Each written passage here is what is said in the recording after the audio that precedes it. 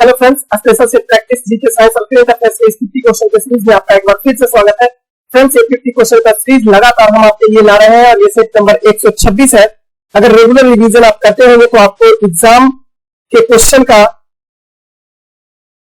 औकात पता लगता होगा कि क्या क्वेश्चन हो सकता है आगामी एग्जाम्स के लिए, आगामी आपको कंपटीशन एग्जाम के लिए। ध्यान दीजिएगा, ये सेट प्रैक्टिस जो है specially Bihar BPSC PT exam के लिए, बिहार एसएससी मेंस एग्जाम के लिए, बिहार दरोगा, Bihar police, Bihar civil court, Bihar शिक्षक भर्ती, एसएससी के एग्जाम्स और रेलवे को कवर करने वाला क्वेश्चन इसमें डाला जा रहा है। अब ध्यान दीजिएगा, ये एनसीईआरटी बेस्ड क्वेश्चन और प्रीवियस ईयर बेस्ड क्वेश्चन है, तो आपके लिए काफी इंपॉर्टेंट है। आप इसे ध्यान रखेंगे, इसे ट्रेंडिंग क्वेश्चन, आगामी एग्जाम्स के लिए ट्रेंडिंग क्वेश्चन के तौर पर भी इसे देखिएगा। फ्रेंड्स, इसका पीडीएफ हम बार बार रिक्वेस्ट करते हैं कि इसका पीडीएफ हमारे टेलीग्राम चैनल पर फ्री ऑफ कॉस्ट मौजूद है, वहां से ले लीजिएगा क्योंकि ये क्वेश्चन काफी इंपॉर्टेंट क्वेश्चन है। और हाँ, पीडीएफ पर से क्वेश्चन लेके वापस पीडीएफ से हट नहीं जाना है टेलीग्राम चैनल पर से, इसलिए कि आगामी एग्जाम्स के लिए जो करेक्शन का क्वेश्चन हम अपलोड करेंगे वहां वो आपको फिर अवेलेबल नहीं हो पाएगा, इसलिए आप जुड़ के रहिएगा। हम आपके लिए अच्छे कंटेंट इसमें भी अपलोड करते रहेंगे। साथ ही इस यूट्यूब चैनल को आगे बढ़ाइएगा, इसे शेयर कीजिएगा, लाइक जरूर कीजिएगा और चैनल को नए हैं तो सब्सक्राइब जरूर कीजिएगा। फ्रेंड्स, आपको बता दें कि आज 126 नंबर सेट है और 126 नंबर सेट का पहला क्वेश्चन जो है वो देखते हैं, लेकिन आपसे रिक्वेस्ट करते हैं इसके पहले कि आप जरूर से जरूर इसे शेयर कीजिएगा और हमारा साथ दीजिएगा, चैनल को आगे बढ़ाइएगा क्योंकि आप ही एक जरिया है जिसके जरिए ये चैनल आगे बढ़ सकता है, क्योंकि हम आपके लिए अग्रसर है, आपके लिए मेहनत करने के लिए तैयार है, अच्छे कंटेंट लाने के लिए तैयार है। पहला क्वेश्चन है, FHI पुरुष हॉकी विश्व कप 2023 की मेजबानी कौन सा शहर कर रहा है या किया? इसमें शामिल करेंगे कि कौन सा शहर जो है वो FIH पुरुष हॉकी विश्व कप का आयोजन जो 2023 में हुआ, जनवरी में हुआ, तो इसका आयोजन कौन सा शहर किया? तो ध्यान देंगे, उड़ीसा का राउरकेला और भुवनेश्वर तो ऐसा शहर था जिसने FIH federation of international hockey पुरुष हॉकी विश्व कप 2023 की मेजबानी किया है। ध्यान दीजिएगा, बारीकी से इसको लीनियर क्वेश्चन के तौर पर इसको देखेंगे, बारीकी से समझेंगे इसको। तो 2023 FIH विश्व कप टूर्नामेंट का यह 15वां संस्करण था जो 13 से 29 जनवरी 2023 तक भारत के ओडिशा स्थित भुवनेश्वर के कलिंगा स्टेडियम और राउरकेला के बिरसा मुंडा स्टेडियम में आयोजित किया गया था। टूर्नामेंट 29 जनवरी को जर्मनी और बेल्जियम के बीच फाइनल मैच के साथ संपन्न हुआ, जिसमें जर्मनी ने बेल्जियम को पेनल्टी शूटआउट में हरा दिया और फाइनल विश्व कप चैंपियन बन गया। यानी इस हॉकी विश्व कप का चैंपियन बन गया जर्मनी ने बेल्जियम को हरा के पेनल्टी शूटआउट में। क्लियर? FIH यानी फेडरेशन इंटरनेशनल हॉकी पुरुष हॉकी विश्व कप अंतरराष्ट्रीय हॉकी महासंघ यानी FIH का प्रमुख आयोजन है और यह हर 4 साल में आयोजित किया जाता है। फ्रेंड्स, वीडियो थोड़ा लंबा भी होता, फिर भी आप इसे पूरा देखने का कोशिश कीजिएगा क्योंकि हम आप ही के लिए ऐसे कंटेंट को जोड़ते हैं क्योंकि क्वेश्चन से रिलेटेड कोई भी सामग्रियां आपसे छूट न जाए। हो सकता है क्वेश्चन न तो ऑप्शन जो आपको हम डिटेल करते हैं, जो सोल्यूशन करते हैं, उसमें से क्वेश्चन छट के निकल के सामने आ जाए, तो आप इसको पूरा देखने का प्रयास करेंगे।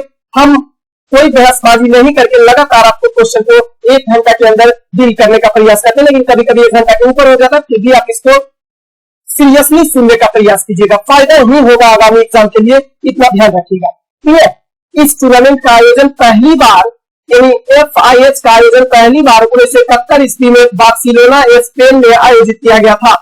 ध्यान दीजिएगा, FIH जो है यह टूर्नामेंट पाकिस्तान के इतिहास में यह सबसे सफल टीम रहा है, पाकिस्तान इसके इतिहास में, जिसने 4 बार, पहली बार 1971 ईस्वी में, दूसरी 1977, तीसरी 1982 और चौथी बार 1994 ईस्वी में खिताब को जीता है। यानी 4 बार का चैंपियन रहा है पाकिस्तान और इसके साथ सबसे सफल टीम रहा है। इस बार का इस टूर्नामेंट में पाकिस्तान ने हिस्सा नहीं लिया। क्लियर? वर्तमान समय में जर्मनी, बेल्जियम और नीदरलैंड, पहले स्थान पर जर्मनी क्योंकि चैंपियन है, दूसरे स्थान पर उप विजेता बेल्जियम और तीसरे स्थान पर नीदरलैंड है जो दुनिया के शीर्ष 3 हॉकी टीमें हैं जो इसका चैंपियन है। ध्यान दीजिएगा, ऑस्ट्रेलिया और इंग्लैंड के बाद भारत जो है FIH में 6थे स्थान पर बरकरार है। क्लियर? तो ये 2 शहर में भुवनेश्वर और राउरकेला में आयोजित हुआ, उड़ीसा में। नेक्स्ट क्वेश्चन है, ऑपरेशन ट्विस्ट शब्द का क्या अर्थ होता है? खूब इंपॉर्टेंट क्वेश्चन। ऑपरेशन ट्विस्ट, पहले इसको समझेंगे ये है क्या, तब आंसर की ओर चलेंगे। क्लियर? ऑपरेशन ट्विस्ट जो है वह केंद्रीय, किसी भी देश के केंद्रीय बैंक की मौद्रिक नीति से जुड़ी एक गतिविधि होती है जिसके माध्यम से लघु एवं दीर्घ अवधियों की प्रतिभूतियों की ब्याज दरों में मोड़ यानी कि ट्विस्ट लाने का प्रयास किया जाता है। क्लियर? ऑपरेशन ट्विस्ट जो है उसको आरबीआई ने अप्रैल 2020 में तरलता स्थिति और बाजार की स्थितियों की समीक्षा करके 10,000 करोड़ रुपए की सरकारी प्रतिभूतियों की खरीद एवं बिक्री का निर्णय लिया था। ध्यान दीजिएगा, मौद्रिक नीति प्रचलन के क्षेत्र में ऑपरेशन ट्विस्ट का विश्व में प्रथम उपयोग अमेरिका के केंद्रीय बैंक फेडरल रिजर्व बैंक द्वारा 1961 ईस्वी में यूएसए डॉलर को मजबूत करने और अर्थव्यवस्था में नकदी प्रवाह को प्रोत्साहित करने के लिए लाया गया था। ध्यान दीजिएगा, इसी के अंतर्गत एक शब्द आता है बॉन्ड यील्ड, क्योंकि इसी की खरीद बिक्री होती है इसके अंतर्गत, मौद्रिक नीति के अंतर्गत। तो बॉन्ड यील्ड जो है वो बॉन्ड पर रिटर्न मिलने वाला जो धन राशि है उसे ही बॉन्ड यील्ड कहा जाता है। खुला बाजार परिचालन किसको कहेंगे? इसी के अंतर्गत ऑप्शन नंबर ए में दिया हुआ एक प्रकार का ओपन मार्केट है, इसको भी समझ लीजिएगा ओपन मार्केट किसको कहते हैं। तो ये धन की कुल मात्रा को विनियमित या नियंत्रित करने के मात्रात्मक मौद्रिक नीति का एक अंग होता है जो कि ऑपरेशन ट्विस्ट के अंतर्गत ही शामिल किया जाता है। तो ध्यान दीजिएगा, ऑपरेशन ट्विस्ट जो है एक प्रकार का ओपन मार्केट संचालन भी है। यह मौद्रिक संचरण में मदद करता है और यह लघु एवं दीर्घ अवधियों में तरलता को कम करने का एक साधन होता है। अर्थात इनमें से सभी हो जाएगा आपको ऑपरेशन ट्विस्ट के बारे में। भारत सरकार इसे कब लागू किया? आरबीआई अप्रैल 2020 में, और पहली बार विश्व में किसके द्वारा? अमेरिका के द्वारा फेडरल रिजर्व बैंक के द्वारा 1961 ईस्वी में। ध्यान रखेंगे। नेक्स्ट क्वेश्चन है, हरित क्रांति का कार्यान्वयन करने के लिए बिहार का चयन क्यों नहीं किया जाता है? तो ध्यान दीजिएगा, हरित क्रांति का कार्यान्वयन करने के लिए बिहार को इसलिए चयन नहीं किया गया है क्योंकि बहुत छोटी यहाँ पर भू जोते हैं, बहुत छोटी छोटी भूमि है। कृषि ऋण की प्रचुर आपूर्ति यहाँ पर है, कृषि यंत्रीकरण का निम्न स्तर भी यहाँ पर है। तो ये सभी कारण जो है वो बनता है कि हरित क्रांति में के कार्यान्वित करने के लिए बिहार का चयन नहीं किया गया था। सभी कारण है। ध्यान दीजिएगा, बिहार को हरित क्रांति का कार्यान्वयन हेतु नहीं चुनने के कारणों में से शामिल तत्व जो होगा वो जोत का छोटा आकार होना, कृषि यंत्रीकरण का निम्न स्तर होना, यहाँ पे कृषि ऋण की कम आपूर्ति होना, गरीब किसान ज्यादा है, पूंजी का अभाव यहाँ पे है, और सिंचाई सुविधाएं जो है वो भी बहुत ही कम है, जिसके कारण से हरित क्रांति का कार्यान्वयन में इसको बिहार को शामिल नहीं किया गया है। ठीक है, ये सभी तत्व है। ध्यान देंगे, विश्व स्तरीय हरित क्रांति के जनक डॉक्टर नॉर्मन बोरलॉग को माना जाता है। इन्होंने अपना प्रयोग मैक्सिको में गेहूं पर किया था। हरित क्रांति को परिभाषित के रूप में शब्द का सबसे पहला प्रयोग यानी हरित क्रांति शब्द का सबसे पहला प्रयोग 1968 ईस्वी में पूर्व संयुक्त राष्ट्र अंतरराष्ट्रीय विकास एजेंसी के निदेशक विलियम गैडे के द्वारा किया गया था। भारत में हरित क्रांति की शुरुआत 1966 से 67 ईस्वी में किया गया था। भारत में हरित क्रांति के जनक एम.एस. स्वामीनाथन को माना जाता है। सभी पॉइंट को ध्यान रखेंगे। क्लियर? नेक्स्ट क्वेश्चन, इंद्रधनुष दिखाई पड़ता है, कब दिखाई पड़ता है इंद्रधनुष? जरा क्वेश्चन ऑप्शन में पढ़ेंगे। पतली झिल्लियों द्वारा व्यतिकरण के कारण। क्या कोई पतली झिल्ली होती है जिसके व्यतिकरण के कारण इंद्रधनुष दिखाई देता है? गलत बात है। सूर्य के प्रकाश के मुड़ने के कारण, ये भी गलत है। सूर्य के प्रकाश के विक्षेपण के कारण, वर्ण विक्षेपण के कारण ही, क्योंकि अपवर्तन, परावर्तन और पूर्ण आंतरिक परावर्तन के फलस्वरूप श्वेत रंगों का, सूर्य के प्रकाश के रंगों का विक्षेपण होता है, डिस्पर्जन होता है, जिसके कारण से इंद्रधनुष हमें दिखाई देता है। तो ऑप्शन नंबर सी जो होगा वो आपका इंद्रधनुष के बारे में बिल्कुल सही हो जाएगा। क्लियर? अब ध्यान दीजिएगा, इंद्रधनुष जो है सूर्य के प्रकाश का अपवर्तन, परावर्तन और पूर्ण आंतरिक परावर्तन के द्वारा जब वर्ण विक्षेपण होता है, रंगों का विक्षेपण फैलाव होता है, इसके कारण हमें इंद्रधनुष दिखाई पड़ता है। अब इंद्रधनुष अगर देखना है तो उसके लिए प्रेक्षक जो दर्शक होगा उसका पीठ सूर्य की ओर होना चाहिए। अगर सूर्य पूरब में है तो आपका पीठ पूर्व दिशा की ओर होना चाहिए, वो पश्चिमी इंद्रधनुष बनेगा। लेकिन शाम के समय है तो सूर्य पश्चिम दिशा में, तो आपका पीठ पश्चिम दिशा में होना चाहिए, यानी पूर्व दिशा की ओर इंद्रधनुष दिखाई देगा। क्लियर? ध्यान देंगे, इंद्रधनुष दो प्रकार का होता है। एक प्राइमरी रेनबो यानी प्राथमिक इंद्रधनुष, इसमें सूर्य के प्रकाश का 2 बार अपवर्तन होता है। विशेषता कई बार पूछी जाती है, प्राथमिक इंद्रधनुष की क्या विशेषताएं हैं? क्लियर? प्राथमिक इंद्रधनुष जो होता है उसमें 2 बार अपवर्तन और 1 बार परावर्तन होगा। क्लियर? परावर्तन प्राथमिक, ध्यान देंगे, प्राथमिक से प से याद रखेंगे प्राथमिक इंद्रधनुष, आप पास से याद रखेंगे परावर्तन, क्योंकि ध्यान रखेंगे इंद्रधनुष जो होता है वो परावर्तन और अपवर्तन तथा पूर्ण आंतरिक परावर्तन का परिणाम होता है। क्लियर? तो आप ध्यान रखेंगे प्राथमिक से याद रखेंगे परावर्तन एक बार, क्योंकि प्राथमिक है तो प से प्राथमिक, प से परावर्तन एक के बार होगा, और अपवर्तन इसमें कितना बार? 2 बार होता है, जिसके फलस्वरूप वर्ण का विक्षेपण हो जाता है, रंगों का फैलाव हो जाता है, जिसके कारण से प्राथमिक इंद्रधनुष दिखाई देता है। इस इंद्रधनुष के लाल रंग बाहर की ओर होता है, जो आंख पर लाल रंग बाहर की ओर होता है और यह आंख पर 42 डिग्री 8 मिनट का कोण बनाता है, तथा बैंगनी रंग अंदर की ओर होता है, जो आंख पर 40 डिग्री 8 मिनट का कोण बनाता है। क्लियर?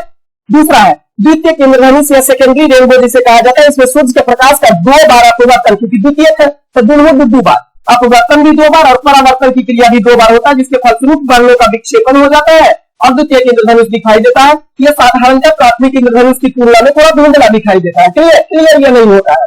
यह इंद्रधनुष में लाल रंग जो होता है वो अंदर की ओर होता है, लाल रंग इसमें अंदर की ओर, जो आंख पर 50 डिग्री 8 मिनट का कोण बनाती है, तथा बैंगनी रंग बाहर की ओर होता है, जो आंख पर 54 डिग्री और 52 मिनट का कोण बनाता है। क्लियर? नेक्स्ट क्वेश्चन, 19वीं शताब्दी में किस देश का भारत की ओर विस्तार का दर एंग्लो अफगान संबंधों का आधार बना था? वो रशियन, रूस। 19वीं शताब्दी में किस देश का भारत की ओर विस्तार का दर एंग्लो अफगान संबंधों का आधार बना था? वो है रूस का भारत की ओर विस्तार होना। क्लियर? 19वीं शताब्दी के दौरान भारत के ब्रिटिश शासक चिंतित थे कि रूस अफगानिस्तान और देश की उत्तर पश्चिम सीमा के माध्यम से भारत पर हमला करेगा, अतः वे रूस को भारतीय सीमा से सुरक्षित दूरी पर रखना चाहते थे। भौगोलिक दृष्टिकोण से अफगानिस्तान अंग्रेजों के लिए एक महत्वपूर्ण स्थिति में उस समय बना हुआ था, तो ज्यादा डर था कि अफगानिस्तान होते हुए या भारत में रशियन लोग प्रवेश कर जाएंगे। मिस्टर मैगजीन नामक अंग्रेजी राजदूत ने लिखा भी था कि कैस्पियन सागर तट पर स्थित रूसी रेजिमेंट सेंट पीटर्सबर्ग से अधिक दूर है और लाहौर से कम दूर है। क्लियर? रूस का भारत की ओर विस्तार के संदर्भ में इंग्लैंड में विशेषज्ञों ने नारा दिया था, भारत संकट में है। क्लियर? उस समय अंग्रेज भारत पर शासन कर रहे थे। ईरान एवं रूस के बीच प्रमुख संधि की अगर बात करें तो गुलिस्तान की संधि 1813 ईस्वी में ईरान एवं रूस के बीच हुआ। तुर्कमेनचाय की संधि हुआ 1828 ईस्वी में ईरान एवं रूस के बीच में, और अकाल की संधि 1881 ईस्वी में ईरान और रूस के बीच में हुआ था। क्लियर? नेक्स्ट क्वेश्चन, संविधान में मंत्रिमंडल यानी कैबिनेट शब्द का एक ही बार प्रयोग हुआ है, वो कहां हुआ है, किस अनुच्छेद में हुआ? तो अनुच्छेद 352 में, मात्र 352 एक ऐसा अनुच्छेद है जिसमें मंत्रिमंडल शब्द या कैबिनेट शब्द की चर्चा मिलती है। कैसे, जरा ध्यान दीजिएगा। संविधान में मंत्रिमंडल यानी कैबिनेट शब्द का उल्लेख केवल एक बार किया गया अनुच्छेद 352 में। संविधान के मूल भाग में इसका वर्णन तो नहीं किया गया है, बल्कि यह 44वें संवैधानिक संशोधन 1978 ईस्वी के द्वारा अनुच्छेद 352 में इसे जोड़ा गया था। मूल रूप से भारतीय संविधान में कैबिनेट या मंत्रिमंडल शब्द का प्रयोग किया ही नहीं गया था। इसे 44वां संवैधानिक संशोधन 1978 ईस्वी के द्वारा जोड़ा गया अनुच्छेद 352 में। क्लियर? मंत्रिमंडल में केवल कैबिनेट मंत्री शामिल होते हैं, कैबिनेट मंत्री जो होते हैं वही शामिल होते हैं, अतः यह मंत्री परिषद का एक भाग होता है। कैबिनेट जो होता है, मंत्रिमंडल जो होता है वो मंत्री परिषद का ही एक भाग होता है। यह राजनीतिक निर्णय लेकर मंत्री परिषद को दिशा निर्देश देती है तथा यह निर्देश सभी मंत्रियों पर बाध्यकारी होता है। कैबिनेट या मंत्रिमंडल एक लघु निकाय होता है जिसमें 15 से 20 मंत्री होते हैं, जिसकी अध्यक्षता प्रधानमंत्री के द्वारा किया जाता है। क्लियर? कैबिनेट जो होंगे या मंत्रिमंडल जो होगा वो एक लघु निकाय है और इसमें 15 से 20 मंत्री आमतौर पर होते हैं, जिसकी अध्यक्षता प्रधानमंत्री करते हैं। कैबिनेट सचिव भारत के सबसे वरिष्ठतम सिविल अधिकारी होते हैं, जो कैबिनेट की बैठक का मसौदा तैयार करते हैं और समन्वयकर्ता की भूमिका निभाते हैं। कार्यपालिका का सभी महत्वपूर्ण निर्णय जो होता है वो कैबिनेट के द्वारा लिया जाता है। क्लियर? और अनुच्छेद 352 में कहा गया है कि मंत्रिमंडल के लिखित सिफारिश के आधार पर राष्ट्रपति देश में किसी भी क्षेत्र में या पूरे देश में राष्ट्रीय आपातकाल को लागू कर सकती है। क्लियर? नेक्स्ट क्वेश्चन, गंगा नदी प्रणाली निम्नलिखित में से कौन सी सहायक नदी सही सुमेलित किया गया है? एक तरफ नदी तंत्र है और दूसरी तरफ उसके मिलने का स्थान है। कौन सही सुमेलित किया गया, जरा ध्यान दीजिएगा। अलकनंदा और पिंडार नदी क्या रुद्रप्रयाग में मिलती है? गलत बात है। अलकनंदा और मंदाकिनी नदी क्या कर्णप्रयाग में मिलती है? गलत बात है। अलकनंदा और धौली गंगा विष्णु प्रयाग में मिलती है, ये बिल्कुल सही है। अलकनंदा और गंगा नदी जो है वो नंद प्रयाग में मिलती है, ये भी गलत है। अब जरा फिगर के माध्यम से इसको समझने का प्रयास कीजिएगा। संतोपथ हिमानी, सबसे पहले ध्यान रखेंगे संतोपथ हिमानी, फिगर की ओर ध्यान देंगे। संतोपथ हिमानी से हमारा निकलता है भागीरथी नदी।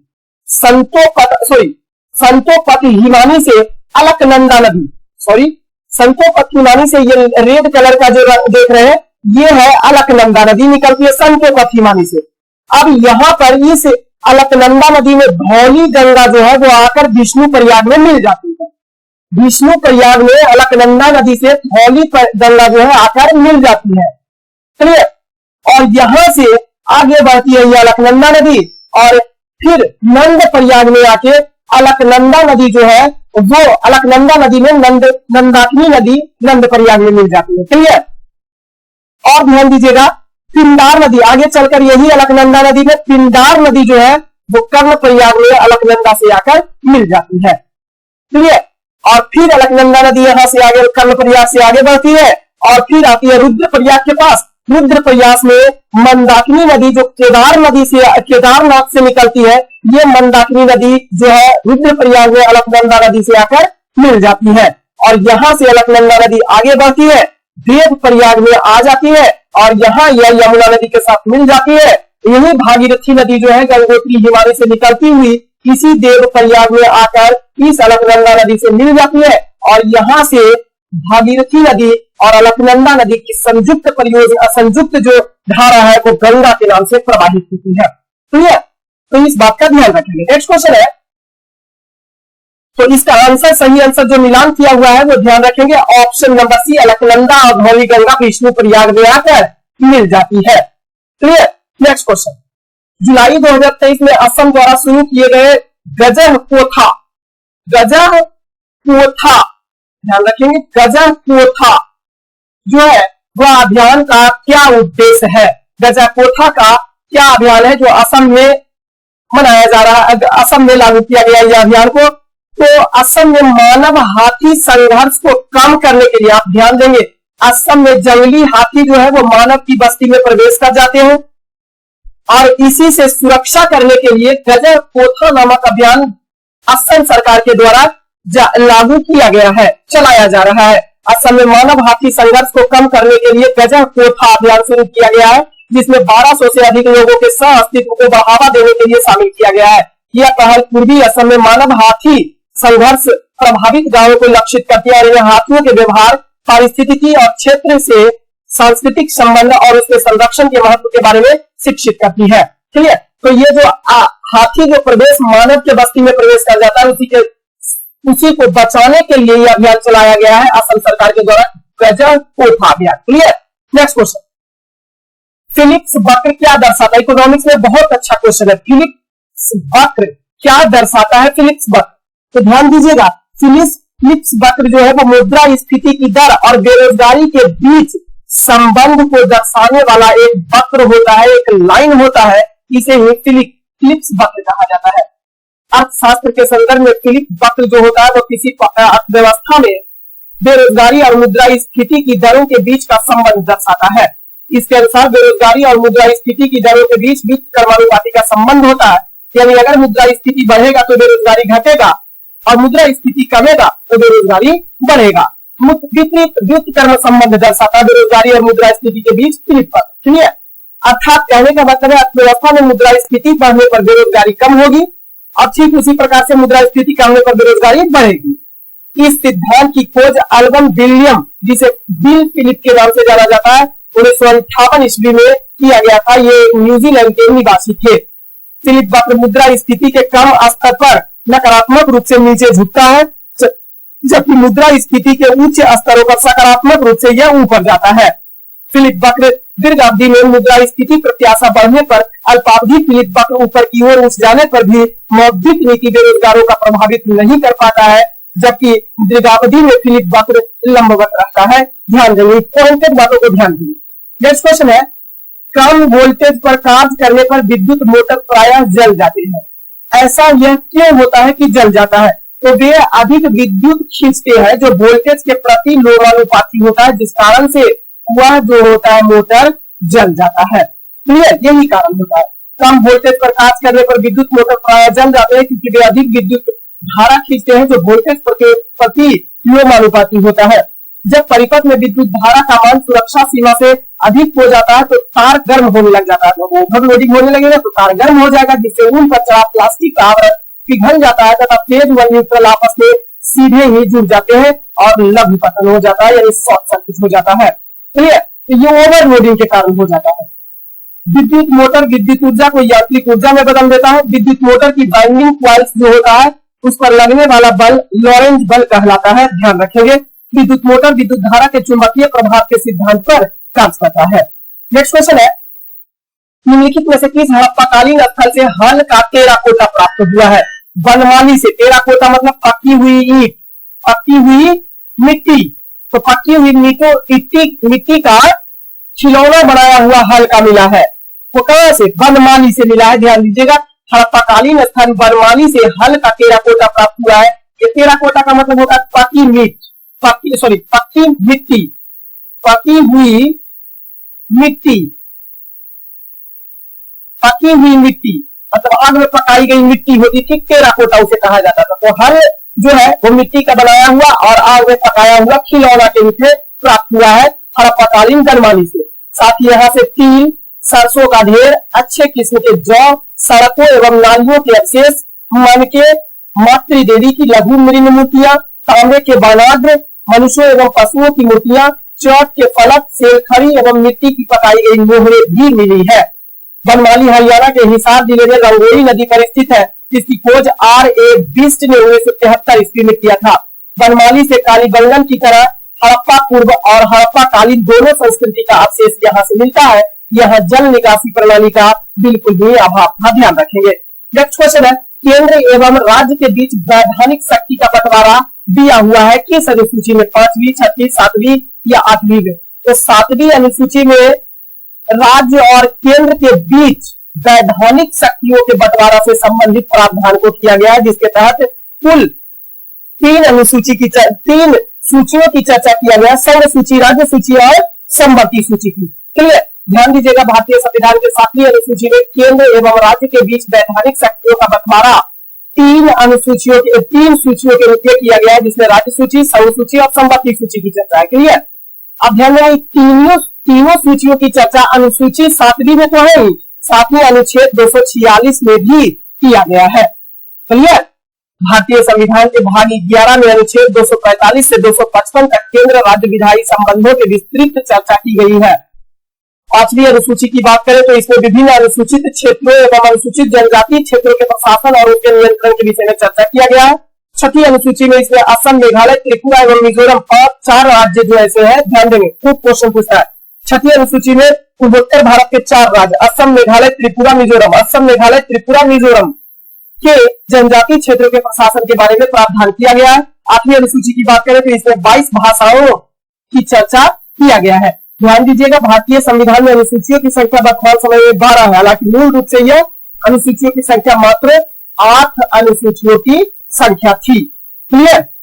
अब जरा ध्यान दीजिएगा, ध्यान ये देना है कि संघ सूची में किसकी चर्चा है, राज्य सूची में किसकी, और संवर्ती सूची। तो ध्यान दीजिएगा, संघ सूची कानून बनाने की शक्ति इसमें केंद्र सरकार की होती है, जिसमें विषयों की संख्या वर्तमान समय में 100 है संघ सूची में, लेकिन मूल रूप से जब यह सूची बनी तो 97 विषय था। क्लियर? इसके अंतर्गत रक्षा, विदेशी मामले, युद्ध, संधि, अणुशक्ति, सीमा शुल्क, जनगणना इत्यादि को शामिल किया जाता है। राज्य सूची की बात करें तो कानून बनाने की शक्ति इसमें राज्य सरकार को होती है। कुल विषयों की संख्या इसमें वर्तमान समय में 61 है, हालांकि मूल रूप से राज्य सूची में विषयों की संख्या 66 थी, लेकिन ध्यान देंगे 42वां संवैधानिक संशोधन 1976 ईस्वी के द्वारा 5 विषय को राज्य सूची से निकाल दिया गया। किसको? वन को, शिक्षा को, जनसंख्या नियंत्रण एवं परिवार नियोजन को, पाट व माप को, जानवर तथा पक्षियों की सुरक्षा को निकालकर संवर्ती सूची में डाल दिया गया। ये क्वेश्चन बहुत बार क्वेश्चन पूछा। क्लियर? तो वर्तमान समय में राज्य सूची में कुल विषयों की संख्या मात्र 61 रह गई, मूल रूप से 66। अब ध्यान दीजिएगा, राज्य सूची के अंतर्गत विषयों में से कुछ विषय के नाम ले लेते हैं, जिससे ध्यान दीजिएगा। स्थानीय शासन, क्रय विक्रय, सिंचाई, पुलिस, लोक स्वास्थ्य, जेल इत्यादि को शामिल किया जाता है राज्य सूची के अंतर्गत। समवर्ती सूची की बात करेंगे तो कानून बनाने की शक्ति इसमें केंद्र सरकार एवं राज्य सरकार दोनों को होती है, लेकिन अगर कानून में वरीयता की बात आ जाए तो केंद्र सरकार का बनाया गया कानून ही लागू किया जाता है। वर्तमान समय में इसमें विषयों की कुल संख्या 52 है, मूल रूप से 47 था, लेकिन राज्य सूची से 5 विषय को निकाला गया। पर शिक्षा, जनसंख्या नियंत्रण एवं परिवार नियोजन, बात माप, जानवर एवं पक्षियों की सुरक्षा को निकालकर इसी समवर्ती सूची में डाल दिया गया और इसकी विषयों की संख्या हो गई 52, 47 से 52। क्लियर। इसके अंतर्गत राष्ट्रीय जलमार्ग, परिवार नियोजन, जनसंख्या नियंत्रण, समाचार पत्र, कारखाना, शिक्षा, वन इत्यादि को शामिल किया जाता है। नेक्स्ट क्वेश्चन है HTML का आविष्कार किसके द्वारा किया गया था? ध्यान देंगे, टिम बर्नर्स-ली के द्वारा HTML hyper text markup language का आविष्कार 1990 ईस्वी में किया गया था। यही टिम बर्नर्स-ली थे जिन्होंने www वर्ल्ड वाइड वेब का भी आविष्कार किया था। नेक्स्ट क्वेश्चन है युवाला का निर्माण किस कर्ता के द्वारा किया जाता है? तो ध्यान देंगे, युवाला का निर्माण जो होता है वो पानी के द्वारा, युवाला का निर्माण जो होता है, ध्यान दीजिएगा, युवाला का निर्माण जल के निक्षेपण प्रक्रिया के फलस्वरूप होता है। युवाला एक प्रकार का स्थलाकृति का एक प्रकार है। युवाला क्या है? एक स्थलाकृति है, स्थलाकृति है, और इसका निर्माण किसके द्वारा किया जाता है? तो जल के निक्षेपण प्रक्रिया के फलस्वरूप इसका निर्माण किया जाता है। निरंतर घोलीकरण के फलस्वरूप कई दो लाइन मिलकर एक वृत्ताकार गर्त का निर्माण करता है। इसी विस्तृत गर्त को, गर्त मतलब गड्ढा, इसी विस्तृत गर्त को युवाला या सकुंड के नाम से भी जाना जाता है। क्लियर। भूमिगत जल से बनी स्थलाकृतियों को काष्ठ प्रदेश की स्थलाकृति के नाम से जाना जाता है। इस प्रकार की भूमि का निर्माण यूगोस्लोवाकिया में सबसे ज्यादा देखने को मिलता है। चूना पत्थर का अवशेष इसमें बच जाता है। क्या होता है कि भूमिगत जल जो होता है वो भूमि अंदर नीचे जल बाहर चल जाता है। मिट्टी का जो पौष्टिक खनिज होता है वो भी पहाड़ के साथ में लेके चल जाता है, तो इसमें शेष कंकड़ और पत्थर बच जाते हैं, जिसमें चूना पत्थर की पर्याप्त मात्रा पाई जाती है और इस प्रकार के काष्ठ प्रकार की स्थलाकृति कहा जाता है। सबसे ज्यादा निर्माण यूगोस्लोवाकिया के क्षेत्र में होता है। भूमिगत जल के अपरदन से निर्मित स्थलाकृति की बात करें तो टेरा, रोसाल, लैटिस, बोलरंग, दोलाइन, कोलजे तथा कंदरा इत्यादि का निर्माण होता है। जबकि भूमिगत जल के निक्षेपण प्रक्रिया के फलस्वरूप निर्मित स्थलाकृति स्टेलेक्टाइट, स्टेलेग्माइट, कंदरा, स्तंभ, युवाला तथा काष्ठ खिड़की का निर्माण होता है। और भी ध्यान देंगे ऑप्शन नंबर ए में तो हिमनद द्वारा निर्मित स्थलाकृति टूनाटूक, एरीट, रासमुकाने, हॉर्न, फियोर्ड, ड्रमलिन, केन, एस्कर ये सभी का निर्माण होता है। जबकि पवन के द्वारा निर्मित स्थलाकृति में लेयस, यार्डन, ज्यूगेन तथा इनसेलबर्ग इत्यादि को शामिल किया जाता है। क्लियर। नेक्स्ट क्वेश्चन, बहमनी राज्य की प्रथम राजधानी निम्नलिखित में से कौन सी थी? ऑप्शन में बीदर, गुलबर्गा, दौलताबाद, हुसैनाबाद। तो गुलबर्गा जो था वो बहमनी साम्राज्य की प्रथम राजधानी हुआ करती थी। बहमनी साम्राज्य की स्थापना हसन गंगू के द्वारा सन 1347 ईस्वी में अलाउद्दीन खिलजी के शासनकाल में किया गया था। अलाउद्दीन हसन अहमद शाह के नाम से यह हसन गंगू बहमनी साम्राज्य का सिंहासन पर बैठा और गुलबर्गा को अपनी राजधानी बनाया। इसकी राजभाषा जो थी वो मराठी थी। इसने बहमनी साम्राज्य को 4 प्रांतों में विभाजित कर दिया, गुलबर्गा, दौलताबाद, बरात तथा बीदर के रूप में। बहमनी साम्राज्य का शासक सिहाबुद्दीन अहमद प्रथम ने अपनी राजधानी गुलबर्गा से हटाकर बीदर को बनाया तथा इसका नया नाम, बीदर का नया नाम मोहम्मदाबाद रखा अपने ही नाम पर। क्लियर। नेक्स्ट क्वेश्चन, लोकसभा को कार्यकाल पूरा होने के पहले भंग किया जा सकता है? बिल्कुल भंग किया जा सकता है।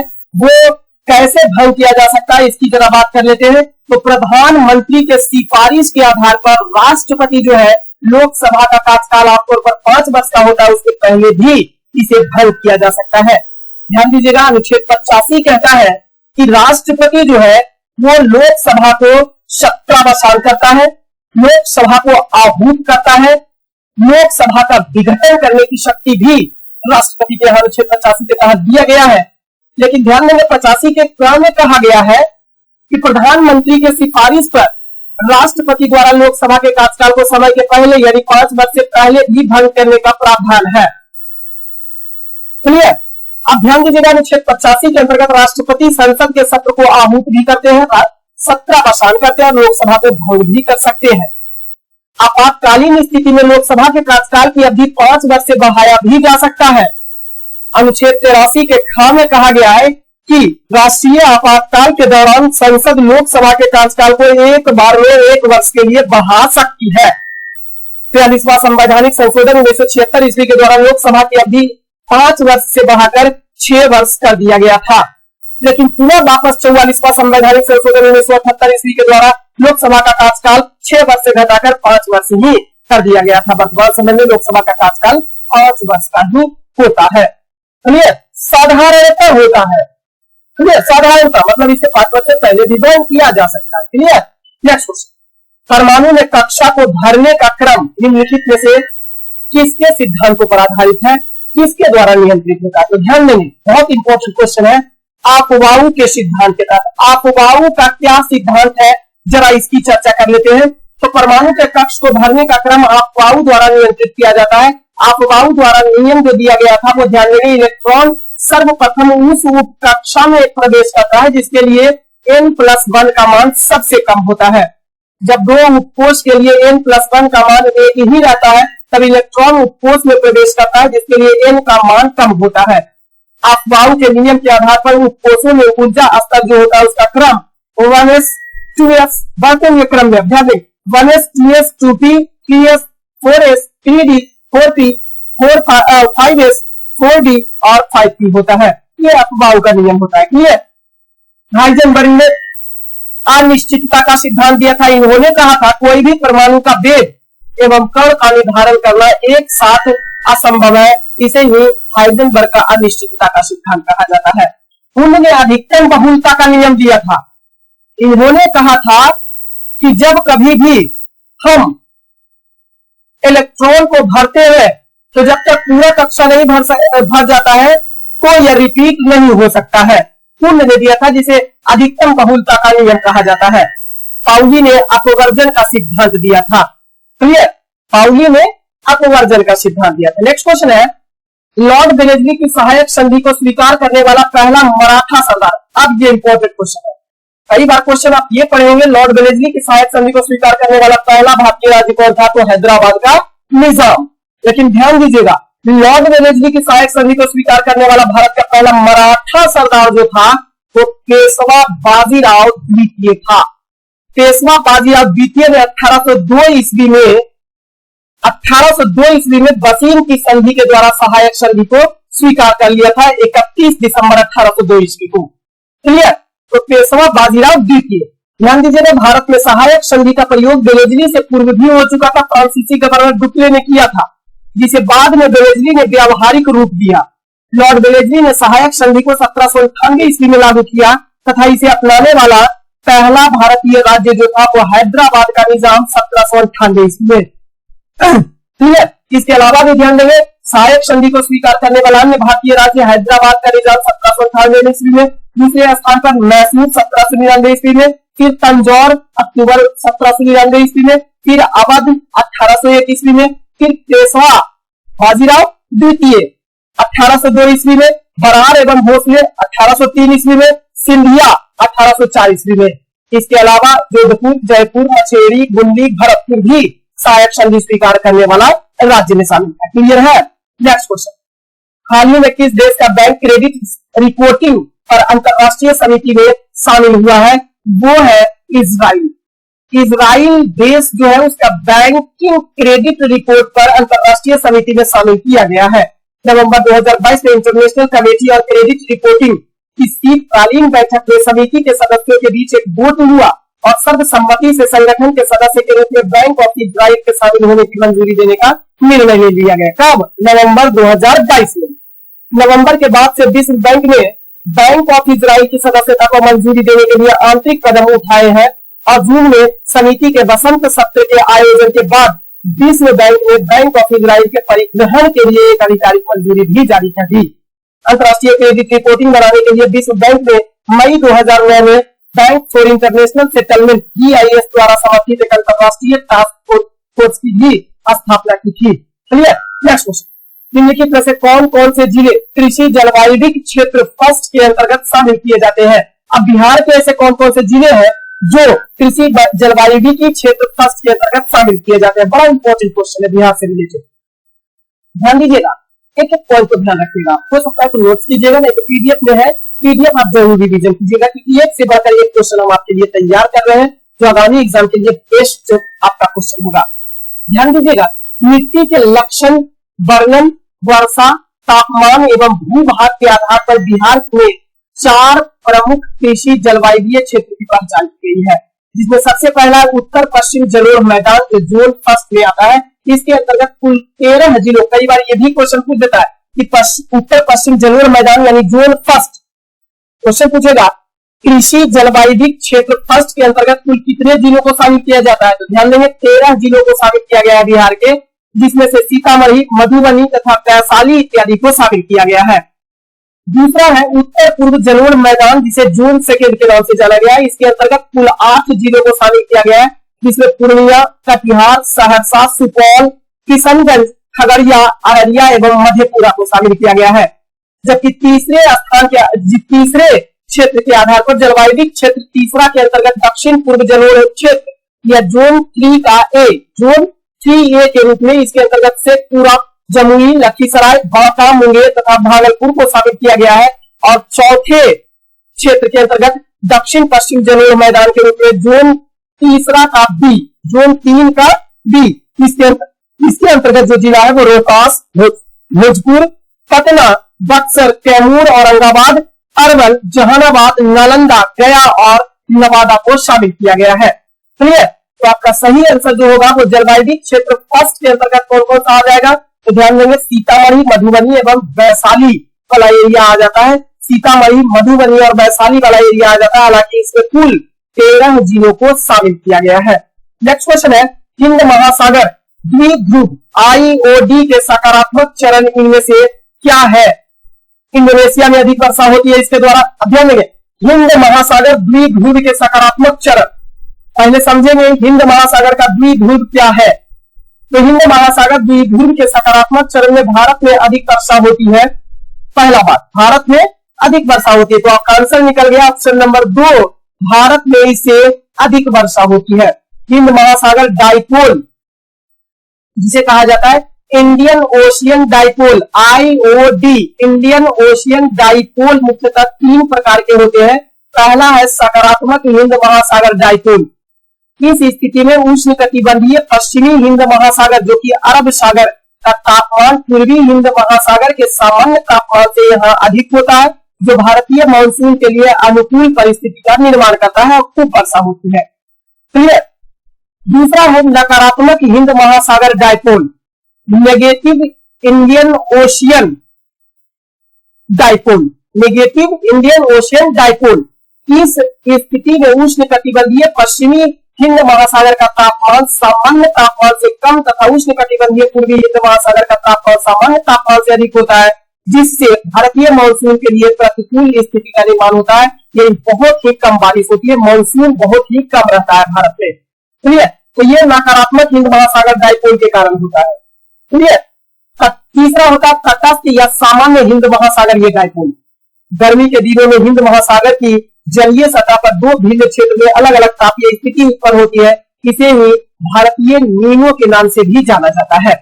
Clear?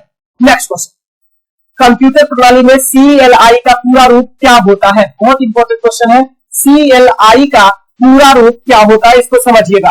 Command line interface, command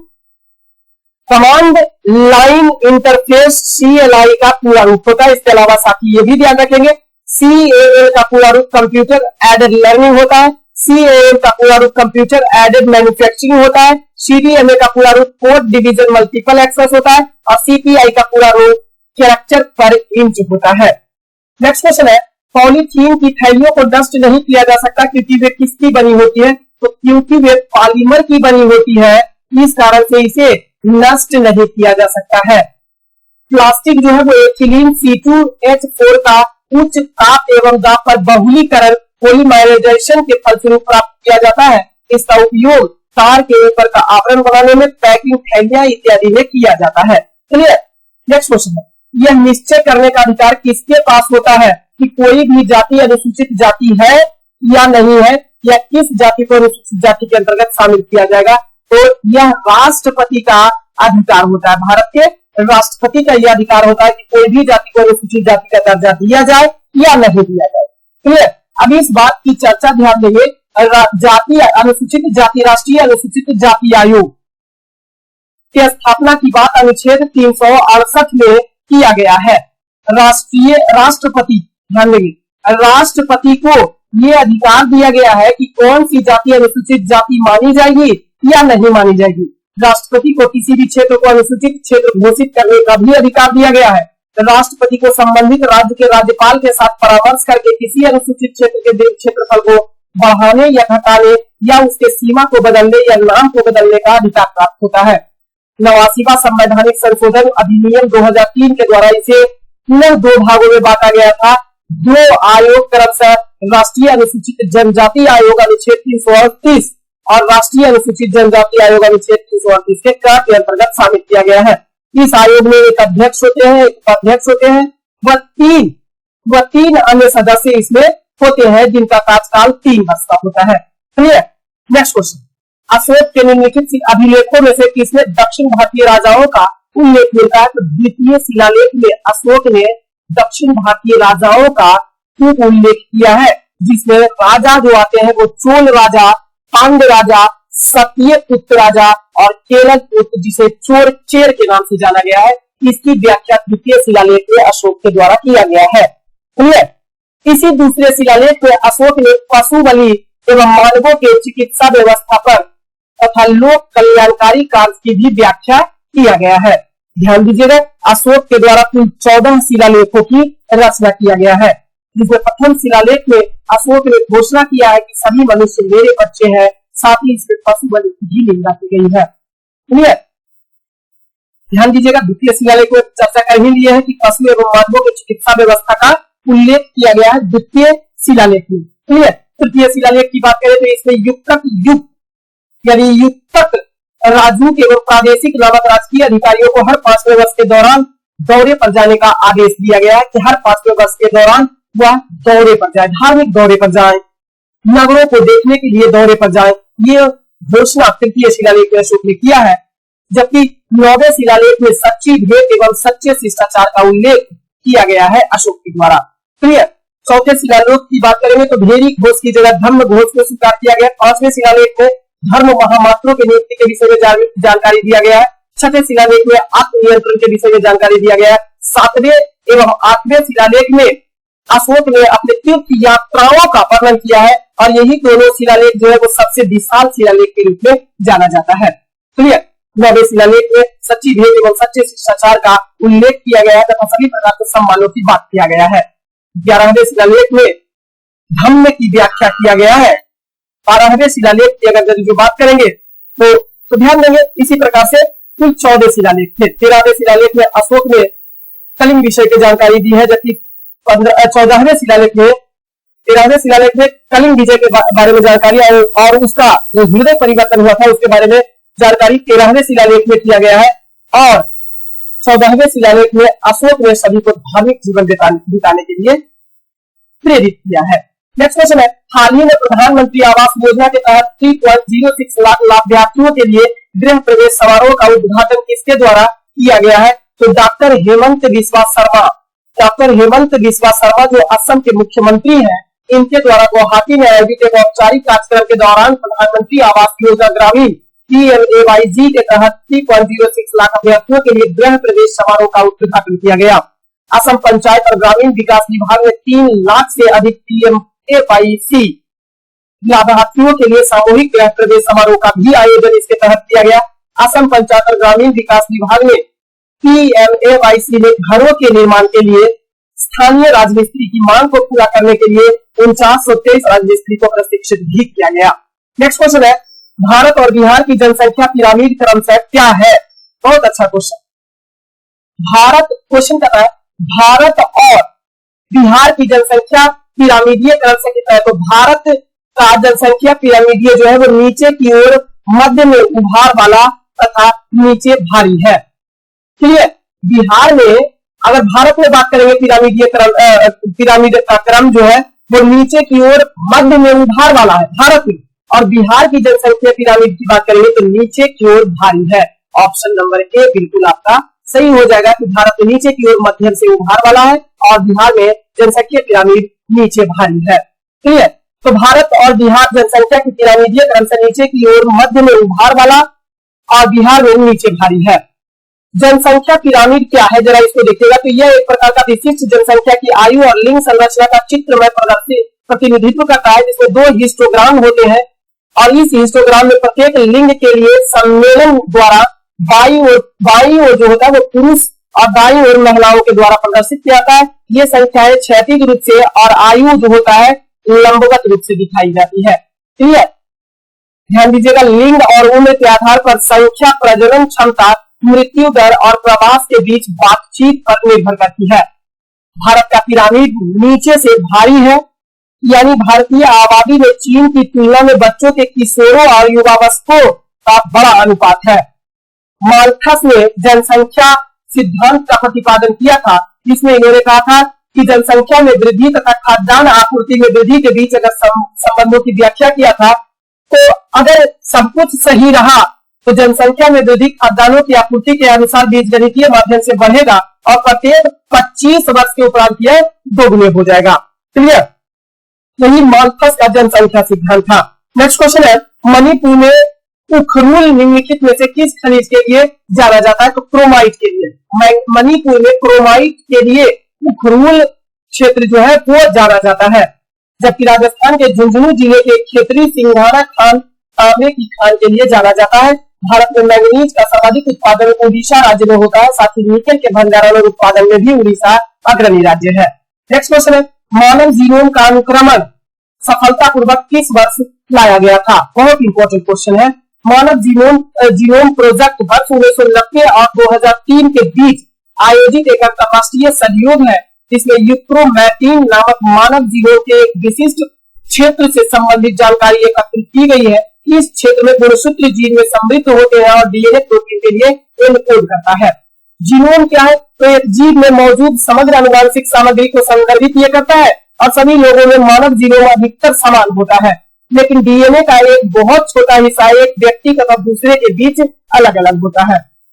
प्रत्येक जीनोम में उस जीव को बनाने और बनाए रखने के लिए आवश्यक सभी जानकारी मौजूद होती है।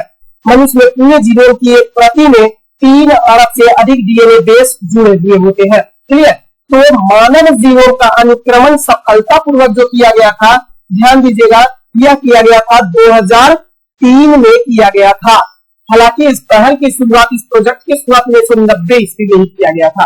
नेक्स्ट क्वेश्चन है, इनमें से किस संशोधन के द्वारा दिल्ली राष्ट्रीय राजधानी क्षेत्र का दर्जा दिया गया था? दिल्ली को राष्ट्रीय राजधानी क्षेत्र का दर्जा दिया गया था 69वां संवैधानिक संशोधन के द्वारा 1900, ध्यान देंगे 1991 ईस्वी द्वारा दिल्ली केंद्र शासित प्रदेश को विशेष दर्जा दिया गया था। साथ ही दिल्ली के लिए 70 सदस्यीय विधानसभा एवं 7 सदस्यीय मंत्रिपरिषद की व्यवस्था भी किया गया था।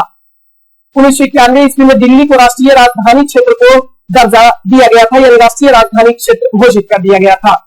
70वां संवैधानिक संशोधन 1992 ईस्वी में दिल्ली एवं पुदुचेरी संघ शासित क्षेत्र की विधानसभा के सदस्यों को राष्ट्रपति के निर्वाचन मंडल में शामिल कर दिया गया था। 67वां संवैधानिक संशोधन ऑप्शन नंबर 1 की बात करें तो 1990 ईस्वी में 67वां संवैधानिक संशोधन किया गया था, जिसके तहत पंजाब में राष्ट्रपति शासन का 4 वर्ष के लिए विस्तार बढ़ा दिया गया। 68वां संवैधानिक संशोधन 1991 ईस्वी में हुआ था, इसके तहत पंजाब में राष्ट्रपति शासन का 5 वर्ष के लिए विस्तार किया गया था। क्लियर? नेक्स्ट क्वेश्चन, फराइजी आंदोलन की शुरुआत किसके द्वारा किया गया था? खूब इंपॉर्टेंट क्वेश्चन है। फराइजी आंदोलन का शुरुआत किसके द्वारा किया गया था? तो ध्यान देंगे, सलीमुल्लाह के द्वारा। सलीमुल्लाह ने फराइजी आंदोलन की शुरुआत की थी। अच्छा सॉरी, तो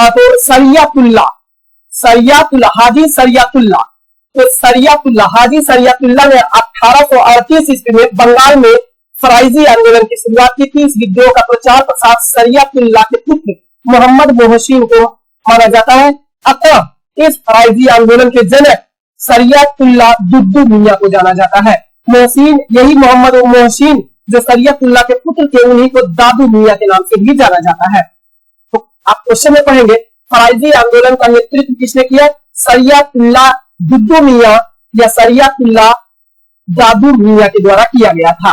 क्लियर? यह विद्रोह अंग्रेज को बंगाल से बाहर निकालने में जमींदारों के बढ़ते अत्याचार के विरुद्ध था।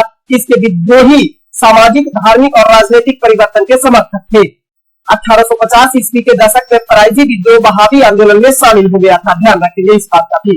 क्लियर? तो आंसर जाएगा फराइजी आंदोलन का नेतृत्व हाजी शरियतुल्लाह के द्वारा किया गया था, साथ ही दादू मियां या दुद्दू मियां या मोहम्मद मोहसिन के द्वारा भी। नेक्स्ट क्वेश्चन है, निम्नलिखित में से उत्तर से दक्षिण क्रम में व्यवस्थित करना है। आपको पर्वत श्रृंखला जो दिया गया है उसके अंतर्गत, हिमालय के अंतर्गत पर्वत श्रृंखला जो दिया गया उत्तर से दक्षिण की ओर, हमने कहा था हिमालय पर्वतमाला के उत्तर से दक्षिण की ओर अगर हम क्रम के अनुसार अगर चलते हैं तो भौगोलिक विस्तार के आधार पर हिमालय को 4 भागों में बांटा गया है। बृहद हिमालय, मध्य हिमालय, शिवालिक हिमालय तथा ट्रांस हिमालय। क्लियर? अब ट्रांस हिमालय के अंतर्गत भी उत्तर से दक्षिण की ओर KLJP अर्थात काराकोरम यानी केतु, लद्दाख, क्लियर, जास्कर तथा पीर पांजाल। तो ध्यान रखेंगे यही जो है वो ट्रांस हिमालय या तिब्बतियन हिमालय का सबसे दक्षिणी विस्तार है। और उत्तर से दक्षिण की ओर अगर यदि जो चलेंगे इसी में ट्रांस हिमालय में तो KLJP काराकोरम, लद्दाख, जास्कर एवं पीर पांजाल। जिसमें क्वेश्चन कई बार आपसे पूछा लद्दाख एवं जास्कर किस नदी के बीच, तो यही सिंधु नदी के बीच। क्लियर? ये भी ध्यान रखेंगे,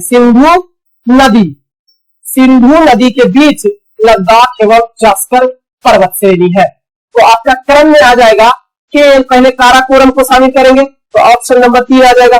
लद्दाख को दूसरे स्थान पर शामिल किएंगे, पहले दूसरे, इसके बाद तीसरे स्थान पर जास्कर को शामिल करेंगे और माउंट एवरेस्ट को पीर पांजाल के अंतर्गत शामिल करेंगे तो ये चौथे स्थान पर चला जाएगा। तो आ जाएगा आपका 3, 2, 1, 4 3, 2, 1, 4 ऑप्शन नंबर सी के अंतर्गत KLJP काराकोरम, लद्दाख, जास्कर एवं पीर पांजाल। क्लियर? अब जरा इसको समझिएगा, दिए गए पर्वत श्रेणी को समझा चुके पहले। अब ध्यान दीजिएगा कि माउंट एवरेस्ट बृहद हिमालय में स्थित है। क्लियर? काराकोरम श्रेणी को उच्च एशिया की रीढ़ कहा जाता है। केतु को, काराकोरम को उच्च एशिया की रीढ़ कहा जाता है।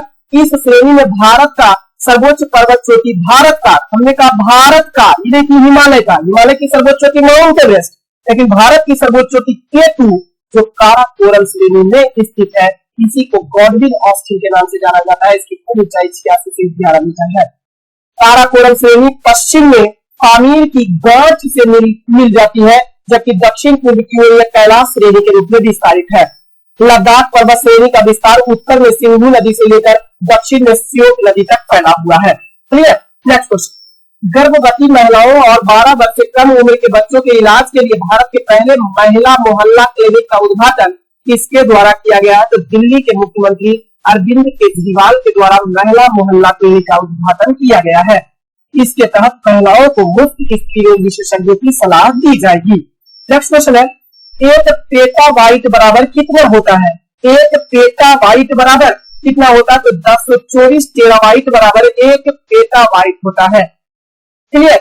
एक पीटी होता है 1024 टीबी बराबर। अब ध्यान दीजिएगा, 1024 बाइट बराबर 1 केबी, 1024 केबी बराबर 1 एमबी, 1024 एमबी, 1024 एमबी बराबर 1 जीबी, 1024 जीबी बराबर 1 टेराबाइट और 1024 टेराबाइट बराबर 1 पेटाबाइट यानी 1 पीटी का है। क्लियर?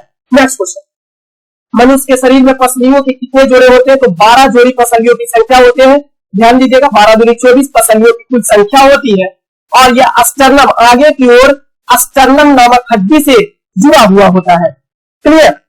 अस्टर्नम नामक हड्डी से जुड़ा हुआ होता है, पीछे की ओर ये बैक बोन के माध्यम से जुड़ा हुआ होता है। इसी पसलियों की हड्डी में एक जोड़ा नीचे पेट में होता है जिसे फ्लोटिंग रिब्स के नाम से जाना जाता है। तो क्वेश्चन आपसे पूछता है कि फ्लोटिंग रिब्स जो है किसका हिस्सा है? फ्लोटिंग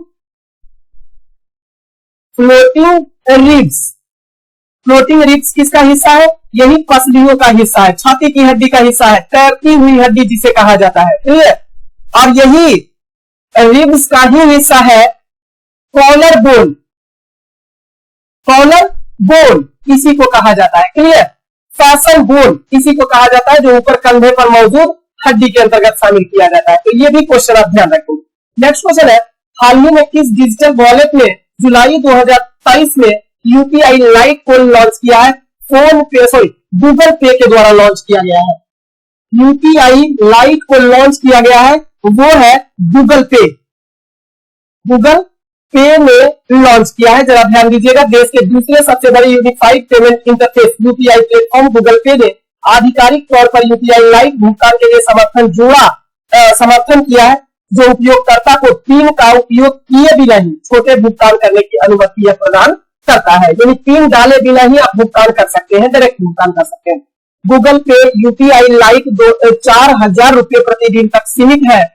यूपीआई लाइट भुगतान की घोषणा पहली बार आरबीआई के national payment corporation of India NPCI द्वारा सितंबर 2022 में की गई थी। पेटीएम, फोन पे और भीम यूपीआई लाइट भुगतान शुरुआत करने वाले यूपीआई भुगतान ऐप्स का पहला सेट था। नेक्स्ट क्वेश्चन है, निम्नलिखित में से किसने 2022 के लिए विश्व एथलेटिक्स चैंपियनशिप में रजत पदक जीता है? ध्यान दीजिएगा, ये रजत पदक नीरज चोपड़ा के द्वारा जीता गया है। ध्यान दीजिएगा, नीरज चोपड़ा ने यूएस के यूजीन में 2022 विश्व एथलेटिक्स चैंपियनशिप में पुरुषों की भाला फेंक स्पर्धा में रजत पदक जीतने वाले पहले भारतीय बने। इन्होंने यह पदक जो जीता है वो 88.13 मीटर के अपने सर्वश्रेष्ठ थ्रो के साथ हासिल किया है। हालांकि ध्यान रखेंगे, यह जो थ्रो था वो 88.13 मीटर का था। इसके पहले भी नीरज चोपड़ा का अपना व्यक्तिगत सर्वश्रेष्ठ स्कोर 2020 के टोक्यो ओलंपिक में रहा था, जिसमें इन्होंने 87.58 मीटर भाला फेंक कर स्वर्ण पदक अपने नाम किया था। अब यही जो यह कारनामा हुआ था वो 7 अगस्त को हुआ था। अतः इनके ही याद में 7 अगस्त के दिन प्रत्येक वर्ष भारत सरकार के द्वारा राष्ट्रीय भाला फेंक दिवस के रूप में मनाए जाने की घोषणा की थी। नेक्स्ट क्वेश्चन है, सूची 1 को सूची 2 के साथ मिलान करना है। सूची 1 को सूची 2 के साथ आपको मिलान करना है। तो ध्यान दीजिएगा, एक तरफ शासक है, दूसरा तरफ उसके द्वारा बनाए गए भवन है। तो ध्यान दीजिएगा, कुतुबुद्दीन ऐबक सभी सल्तनतकालीन शासक है और उसके द्वारा निर्माण किए गए भवन है। कुतुबुद्दीन ऐबक की बात करें तो इन्होंने 2.5 दिन के झोपड़ा का निर्माण किया था। कुतुबुद्दीन ऐबक ने अजमेर में 2.5 दिन का झोपड़ा का निर्माण और कुतुब मीनार के निर्माण कार्य को शुरू करने का काम कुतुबुद्दीन ऐबक था। क्लियर? तो एक तकी। दूसरा है इल्तुतमिश। इल्तुतमिश के द्वारा सुल्तानगढ़ी नामक किला का निर्माण करवाया गया था। बलबन के द्वारा, ध्यान रखेंगे, किलोखरी को जीत लिया गया था। बलबन के द्वारा यहां एक भवन का निर्माण किया गया था। अलाउद्दीन खिलजी की बात करें तो इन्होंने सीरी दुर्ग का निर्माण अलाउद्दीन खिलजी के द्वारा, सीरी का किला, 1000 खंबा महल इत्यादि का निर्माण अलाउद्दीन खिलजी के द्वारा करवाया गया था। तो सही आंसर 3, 1, 4, 1, 2 आता है। क्लियर? अब ध्यान दीजिएगा, कुतुबुद्दीन ऐबक इसने 1206 ईस्वी में गुलाम वंश यानी ममलुक वंश की स्थापना की। इन्होंने दिल्ली में कुब्बतुल इस्लाम मस्जिद एवं अजमेर में 2.5 दिन के झोपड़ा का निर्माण भी करवाया था। इल्तुतमिश की बात करें तो इसे दिल्ली सल्तनत का वास्तविक संस्थापक माना जाता है। इसने अपनी राजधानी लाहौर से दिल्ली स्थानांतरित कर लिया था। इसने कुतुब मीनार के निर्माण कार्य को पूरा करवाया था, जिसकी शुरुआत कुतुबुद्दीन ऐबक ने रखी थी। क्लियर? इल्तुतमिश सबसे पहले सुधरवी सिक्के को जारी किया, इक्ता प्रणाली की शुरुआत की, तुर्कान ने चहलगाम की स्थापना किया और सर्वप्रथम दिल्ली के अमीरों का दमन भी इसके द्वारा ही किया गया था। इल्तुतमिश ही वह शासक था जिसने अरबी सिक्के जारी किया, चांदी का टंका और तांबे का जीतम को जारी किया था। क्लियर? अलाउद्दीन खिलजी ने बाजार नियंत्रण व्यवस्था लागू किया, नगद वेतन देने की प्रथा की शुरुआत किया, नियमित सैनिक बनाया। इसके अलावा सैनिकों का हुलिया लिखने की प्रथा की शुरुआत अलाउद्दीन खिलजी के द्वारा ही करवाया गया था। क्लियर? नेक्स्ट क्वेश्चन, अगर किसी वस्तु को पृथ्वी से 1 किलोमीटर प्रति सेकंड के वेग से अंतरिक्ष में फेंका जाए तो क्या होगा? कुछ नहीं होगा। 1 किलोमीटर प्रति घंटा की रफ्तार से अगर फेंका जाता है तो कुछ नहीं होगा, क्योंकि अगर हम बात करें कि कोई भी पिंड को, कोई भी वस्तु को पृथ्वी के केंद्र से अगर हम पृथ्वी के ऊपर की ओर फेंके और वह पृथ्वी का पलायन वेग से ऊपर गति हो, पृथ्वी का पलायन वेग 11.2 किलोमीटर प्रति घंटा होता है, सॉरी प्रति सेकंड होता है। अगर 11 किलोमीटर प्रति सेकंड के रफ्तार से अगर किसी पिंड को हम ऊपर की ओर फेंके तो वापस पृथ्वी पर वह नहीं आ पाएगा। इसे ही उस वस्तु का इसे ही पृथ्वी का पलायन वेग कहा जाता है। यानी जिस वेग से कोई भी पिंड पृथ्वी से ऊपर की ओर फेंकेंगे और वापस वह पृथ्वी के धरातल पर वापस न आएगा, वह पृथ्वी का चक्कर काटते रह जाएगा, उसे उस वेग को ही पृथ्वी का पलायन वेग कहा जाता है और यह 11.2 किलोमीटर प्रति सेकंड का है। क्लियर? पलायन वेग का सूत्र होता है यानी कि वेलोसिटी का सूत्र होता है √2v(k). पृथ्वी का प्लायन वेग 11.2 किलोमीटर पर सेकेंड होता है, जबकि सूर्य का प्लायन वेग 42.1 किलोमीटर प्रति सेकेंड होता है। चंद्रमा का प्लायन वेग 2.38 किलोमीटर प्रति सेकेंड होता है। अप्लायन वेग कहने का वही मतलब होता है कि चंद्रमा पर से अगर 2.38 किलोमीटर पर सेकेंड की गति से कोई पिंड को अगर हम फेंकते हैं तो ऐसे स्थिति में क्या हो जाएगा, ऐसे स्थिति में वह वापस चंद्रमा के धरातल पर न आएगा, चंद्रमा के बाहर चारों ओर चक्कर काटने लगेगा वह पिंड। क्लियर। प्लायन वेग पिंड के द्रव्यमान और प्रक्षेपित करने की दिशा पर कभी भी निर्भर नहीं करता है, ध्यान रखिए आप। क्लियर। तो ऐसे स्थिति में जो है 8 किलोमीटर प्रति घंटा के रफ्तार से, प्रति सेकंड के रफ्तार से अगर फेंका जाए पृथ्वी पर से, तो ऐसे स्थिति में वह वापस पृथ्वी पर आकर मत्था पर गिर जाए। क्लियर। नेक्स्ट क्वेश्चन, निम्नलिखित में से कौन सा सही सुमेलित नहीं किया गया? एक तरफ नमक कार्यालय दिया हुआ है और दूसरी तरफ राज्य दिया हुआ है। कौन सा सही सुमेलित इसमें से नहीं किया गया है? तो ध्यान देंगे, सन्निकट्टा कर्नाटक में स्थित है, बिल्कुल सही है। दूसरी तरफ धरसाना से गुजरात में, धरसाना से नमक कार्यालय, नमक का कार्यालय है यहाँ पे। डिंडवाना की बात करें, डिंडवाना जो गुजरात में स्थित है, ये आपका मैच सही नहीं है। डेगाना राजस्थान में है, यहाँ से भी नमक निकाला जाता है, नमक कार्यालय। क्लियर। डिडवाना मध्यकालीन मुगल साम्राज्य में एक प्रमुख व्यापारिक केंद्र रहा, जिसका कारण यहाँ प्रसिद्ध नमक का झील है। डिडवाना झील में ब्राइंग विधि के द्वारा नमक बनाया जाता है। क्लियर। आप ध्यान देंगे, यहाँ डिडवाना गुजरात के साथ मिला हुआ है, कोई बात नहीं, नमक कार्यालय यहाँ नहीं है, यहाँ बनाया जाता है लेकिन कार्यालय यहाँ नहीं है। सन्निकट्टा कर्नाटक राज्य के उत्तर कन्नड़ जिले में स्थित है। केंद्रीय नमक एवं समुद्री रसायन अनुसंधान संस्थान भावनगर गुजरात में स्थित है, जो भारत का सबसे बड़ा नमक उत्पादन केंद्र है। गुजरात भारत का सबसे बड़ा नमक का उत्पादन करने वाला राज्य के अंतर्गत शामिल किया गया है। क्लियर। नेक्स्ट क्वेश्चन, बिहार में पाइराइट इनमें से किस क्षेत्र में सबसे ज्यादा पाया जाता है? तो रोहतास में, कैमूर और रोहतास के जिले में पाइराइट सबसे ज्यादा पाया जाता है। सोन नदी के उत्तर में स्थित रोहतास और कैमूर जिला में पाई जाती है यह पाइराइट। इन चट्टानों में सीमेंट उद्योग के लिए चूना पत्थर तथा गंधक निर्माण के लिए पाइराइट मिलता है। पाइराइट खनिज गंधक का एक प्रमुख स्रोत है, जिसका उपयोग super phosphate, sulphur acid, rayon, कठोर रबर, चीनी बनाने तथा पेट्रोलियम शोधन में किया जाता है। ध्यान देंगे, पाइराइट खनिज के दोहन के लिए अमझौर जो एमपी में है, वहां पर pyrite phosphate and chemicals company की स्थापना भी की गई है। बिहार में ध्यान दिया जाए तो पाइराइट के उत्पादन में बिहार देश में अग्रणी राज्य है। नेक्स्ट क्वेश्चन है, राइटिंग फॉर माई लाइफ नामक पुस्तक किसके द्वारा लिखी गई है? रस्किन बॉन्ड के द्वारा यह पुस्तक लिखी गई है, writing for my life. Next question है, निम्नलिखित में से कौन आर्थिक संरचना के अंतर्गत इसमें शामिल नहीं किया गया है? तो ध्यान देंगे, शिक्षा और स्वास्थ्य, इन दोनों को आर्थिक संरचना के अंतर्गत शामिल नहीं किया गया है। क्लियर। इसको शामिल जो किया गया वो मानव संसाधन के अंतर्गत शामिल किया गया। शिक्षा और स्वास्थ्य को मानव संसाधन के अंतर्गत शामिल किया गया है, न कि आर्थिक संरचना के अंतर्गत। क्लियर। आधारभूत संरचना के अंतर्गत किसको किसको शामिल किया गया? लौह इस्पात को, सीमेंट उद्योग को, सड़क रेल मार्ग को, बंदरगाह तथा बिजली इत्यादि को शामिल किया गया है। जिसमें सबसे महत्वपूर्ण आधारभूत उद्योग जो है वो लौह इस्पात उद्योग को शामिल किया गया है। नेक्स्ट क्वेश्चन है, हार्ड डिस्क किस प्रकार की स्टोरेज डिवाइस का उदाहरण है? तो हार्ड डिस्क जो है वो द्वितीयक स्टोरेज डिवाइस के अंतर्गत शामिल किया जाता है स्टोरेज डिवाइस के रूप में। यह एक मैग्नेटिक डिस्क का प्रकार होता है। हार्ड डिस्क स्थायी यानी नॉन वोलेटाइल डायरेक्ट एक्सेस तथा सहायक मेमोरी होता है। ध्यान देंगे, रैंडम एक्सेस मेमोरी जो होता है वो नॉन वोलेटाइल होता है, सॉरी वोलेटाइल होता है। रैंडम एक्सेस मेमोरी वोलेटाइल होता है और रैंडम एक्सेस मेमोरी से डेटा जो है वो हार्ड डिस्क में प्रवेश कर जाता है। और हार्ड डिस्क जो होता है वो एक नॉन वोलेटाइल यानी अस्थायी डायरेक्ट एक्सेस वाला एक सहायक मेमोरी होता है। हार्ड डिस्क में एल्यूमिनियम धातु का बना एक पतला डिस्क होता है, जिस पर चुंबकीय पदार्थ जैसे आयरन ऑक्साइड का लेप चढ़ा हुआ रहता है। हार्ड डिस्क में डेटा को इलेक्ट्रोमैग्नेटिक फील्ड के द्वारा पढ़ा एवं लिखा जाता है।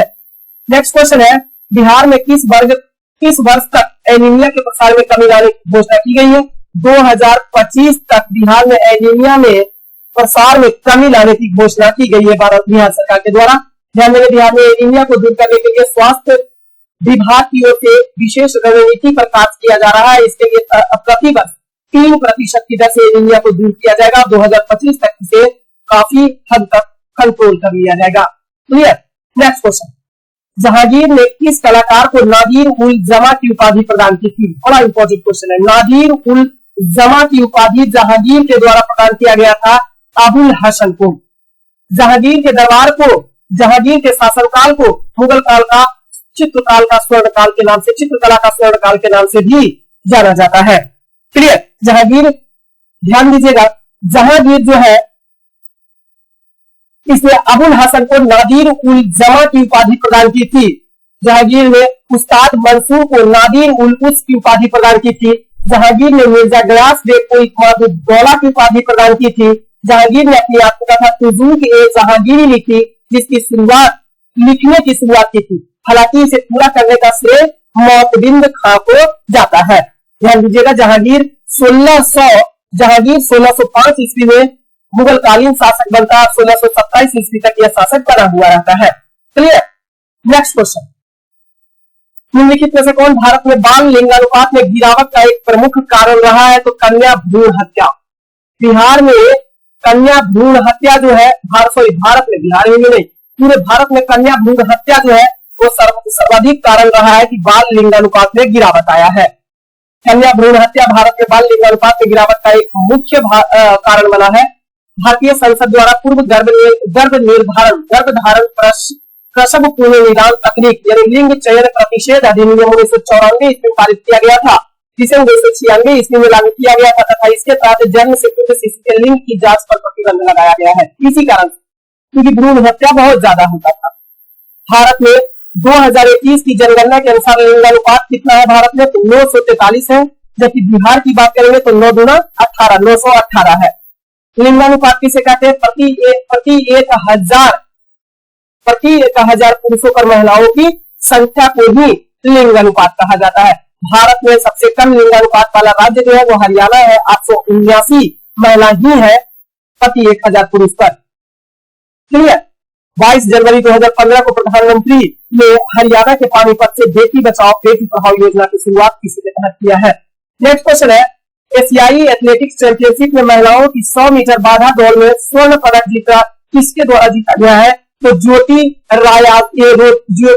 याराजी के द्वारा जीत लिया गया है। ध्यान देंगे, ज्योति याराजी ने एशियाई एथलेटिक्स चैंपियनशिप 2023 में 100 मीटर बाधा दौड़ स्पर्धा में स्वर्ण पदक जीतने वाली पहली भारतीय बनी है। यह पदक फाइनल में 13.09 सेकंड का समय लेकर पूरा किया है। एशियाई एथलेटिक्स चैंपियनशिप 2023 का आयोजन थाईलैंड के बैंकॉक में आयोजित किया गया। इस प्रतियोगिता में जापान की असुका तेराडा 13.13 सेकंड में दूसरे स्थान पर और तीसरे स्थान पर मसूमी आओकी जापान की 13.26 सेकंड में पूरा किया। इस स्वर्ण पदक के साथ ज्योति याराजी अब विश्व चैंपियनशिप के लिए क्वालिफाई कर गई है। नेक्स्ट क्वेश्चन है, बिहार के किस स्थान पर कृषि ट्रेनिंग सेंटर की स्थापना की जाएगी? तो ध्यान दीजिएगा, मुजफ्फरपुर में कृषि ट्रेनिंग सेंटर की स्थापना बिहार सरकार की घोषणा के अनुसार किया जाएगा। यह कृषि ट्रेनिंग सेंटर की स्थापना जो है वो अपने तरह का दूसरा ट्रेनिंग सेंटर होगा। वर्तमान में बिहार में किसान और कृषि कर्मियों की किसी भी प्रकार की ट्रेनिंग के लिए राज्य स्तरीय एकमात्र संस्थान किसान कृषि प्रबंधन एवं प्रसार प्रशिक्षण संस्थान भावेती पटना में स्थित है। क्लियर।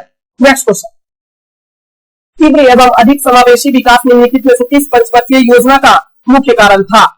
तो 12वीं पंचवर्षीय, हालांकि 11वीं पंचवर्षीय योजना का नारा था तीव्र एवं अधिक समावेशी योजना, समावेशी विकास। क्लियर। लेकिन यह योजना का मुख्य लक्ष्य जो घोषित किया गया, अब ध्यान देंगे, जो है 12वीं पंचवर्षीय योजना में इसका मुख्य नारा था तीव्र एवं समावेशी विकास करना। 12वीं पंचवर्षीय योजना तो 2012 से 2017 के बीच हुआ था, पूरी तरह से समावेशी विकास पर केंद्रित थी तथा इसकी थीम तीव्र समावेशी एवं सतत विकास थी। इस योजना में गरीबी, स्वास्थ्य एवं शिक्षा तथा आजीविका के अवसर प्रदान करने पर विशेष जोर दिया गया था ताकि योजना में निर्धारित 8% की विकास दर को हासिल किया जा सके। 9वीं पंचवर्षीय योजना की बात करें, ऑप्शन नंबर डी में है, तो सर्वोत्तम प्राथमिकता दिया गया था न्यायपूर्ण वितरण एवं समानता के साथ विकास। 9वीं पंचवर्षीय योजना न्यायपूर्ण वितरण एवं समानता के साथ सिद्धांत। ध्यान देंगे, न से न 9वीं न्यायपूर्ण वितरण एवं समानता के साथ विकास। 8वीं पंचवर्षीय योजना का मुख्य लक्ष्य क्या था? तो मानव संसाधन का विकास होना। 5वीं पंचवर्षीय योजना का मुख्य उद्देश्य था गरीबी उन्मूलन तथा आत्मनिर्भरता की प्राप्ति करना। 4वीं पंचवर्षीय योजना का मुख्य उद्देश्य था स्थायित्व के साथ विकास तथा तार्किक आत्मनिर्भरता को प्राप्त करना। क्लियर। तो फ्रेंड्स, ये 50 क्वेश्चन का सीरीज समाप्त होता है। आज की सेवा को देते विराम। आपसे प्रैक्टिस को रेगुलर रिवीजन कीजिएगा, आगामी एग्जाम के लिए खूब इंपॉर्टेंट होगा। और शेयर कीजिएगा वीडियो को और पीडीएफ जरूर हमारे टेलीग्राम चैनल से ले लीजिएगा। बहुत बहुत